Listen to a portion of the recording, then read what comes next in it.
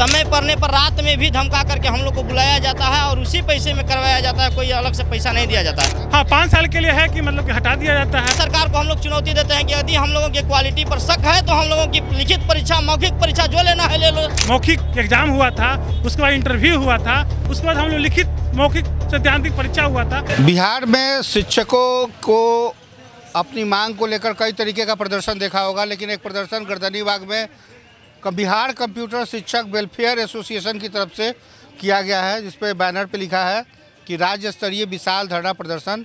इनकी जो मुख्य मांगे हैं वो है 2008 से लेकर अभी तक ISCT @ स्कूल प्रोजेक्ट के अंतर्गत ICT कंप्यूटर इंस्ट्रक्चर / शिक्षक को सेवा समायोजन हो।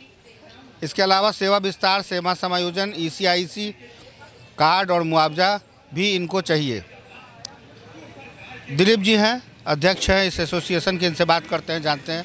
दिलीप जी, पूरे बिहार में क्या स्थिति है आप लोग की और आप लोग इस तरीके से प्रदर्शन कर रहे हैं? हम लोग सरकारी मध्य विद्यालय, माध्यमिक विद्यालय, उच्चतर माध्यमिक विद्यालयों में हम लोग गरीब, दलित, महादलित, झुग्गी झोपड़ी में जो रहते हैं, जो निचले पावदान पे जो गरीबी रेखा से जो नीचे स्तर का जो रहते हैं, वो लोग सरकारी विद्यालय में बच्चा लोग को लिखाते हैं नाम, और उस विद्यार्थियों को हम मतलब कि जो दलित हैं, जो चूहा पकड़ने वाले जो विद्यार्थी होते हैं, उसको हम माउस चलाने के लिए सिखा दिए हैं। और आज हम लोग को जाने से बच्चा की बढ़ोतरी हो गई है और सरकारी विद्यालयों में हम लोग सभी ऑनलाइन कार्य करते हैं। सभी विद्यालयों में, वार्ड में, पंचायत में, सभी जगह विद्यालय हैं, उसमें हम लोग का काम हो रहा है। कैसे हुई थी? आधार क्या? हम लोग को जो नियुक्ति हुई थी शैक्षणिक योग्यता के आधार पे, इन लोग मौखिक एग्जाम हुआ था, उसके बाद इंटरव्यू हुआ था, उसके बाद हम लोग लिखित मौखिक सैद्धांतिक परीक्षा हुआ था, उसके बाद हम लोग सिलेक्शन हुआ था, उसके बाद हम लोग सरकारी विद्यालयों में कार्य किए। हम लोग देखें कि भाई और राज्य में जो है 60 वर्षों तक के लिए की गई है, हम लोग के लिए किन 5 साल के लिए किया गया है। हाँ, 5 साल के लिए बोला गया है। हाँ, 5 साल के लिए है कि मतलब कि हटा दिया जाता है। तो हम सरकार से एक सूत्री मांग है कि हम लोग जब सरकार के सरकारी विद्यालय में काम कर रहे हैं तो हम लोग की जो सेवा है 60 वर्षों तक की जाए। चूँकि और बगल में राज्य हैं, बंगाल हो गए, आसाम हो गए, राजस्थान हो गए, पंजाब, सब जगह मतलब कि ICT @ स्कूल प्रोजेक्ट है जो सब जगह 60 वर्षों तक के लिए कर दिया गया है। तो बिहार में क्या दिक्कत है? और हम लोग आपकी बात क्यों नहीं सुनी जा रही है? सर, सबसे बड़ी जी हम लोग बात रखे थे, हम लोग अपना लेटर भी सभी विभाग को दे दिए हैं।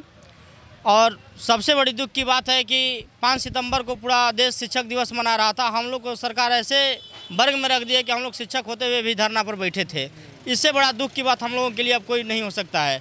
और मैं बता देना चाहता हूं कि जिस तरह सरकार अपने BPSC शिक्षक और वरिष्ठ शिक्षक की सेवा ले रही है, सेम उसी तरह हम लोग से भी सेवा लिया जाता है। ऑनलाइन हम लोगों का इन होता है 9 बजे और 4 बजे ऑनलाइन ही आउट होता है। इनके समान हम लोग ड्यूटी करते हैं। बिहार सरकार अपना सिलेबस जारी कर दिया है, हम लोग को घंटी वाइज घंटी पढ़ाई करना होता है। हम लोग पढ़ाते हैं घंटी बाई घंटी करके, सिलेबस को पूरा करते हैं, इनके सिलेबस को पढ़ाते हैं। उसके अतिरिक्त और भी विषय देखना होता है तो हम लोग विद्यालय में इच्छा अनुसार देख लेते हैं सर के कहने पर। इतना देखने के बाद भी एक्स्ट्रा काम हम लोग से ऑनलाइन संबंधित जितना सारा काम तो विद्यालय का अब ऑनलाइन हो गया और ऑनलाइन कार्य हम लोग ही करते हैं। हम लोग के माध्यम से होता है, चाहे UDAIS हो, शिक्षा कोष हो, खेल का जितना भी कार्य हो ऑनलाइन सब हम लोग करते हैं। और अपने विद्यालय के साथ साथ करने के बाद हम लोग CRC स्तर का भी कार्य हम ही लोग करते हैं, BRC का कार्य हम ही लोग करते हैं, DO ऑफिस में ऑनलाइन का कार्य जितना कंप्यूटर संबंधित है हम ही लोग करते हैं। दिन में तो करते हैं, समय पड़ने पर रात में भी धमका करके हम लोग को बुलाया जाता है और उसी पैसे में करवाया जाता है, कोई अलग से पैसा नहीं दिया जाता है। सर, पैसा हम लोग को इतना मिलता है कि हम लोग को अपनी सैलरी बताने में शर्म आती है। मात्र 8,990 रुपया मिलता है। हम लोग सोचते हैं कि सरकार हम लोग को उस ढंग से वेतन दे कि हम लोग कहीं बताने में शर्मिंदगी महसूस न करें।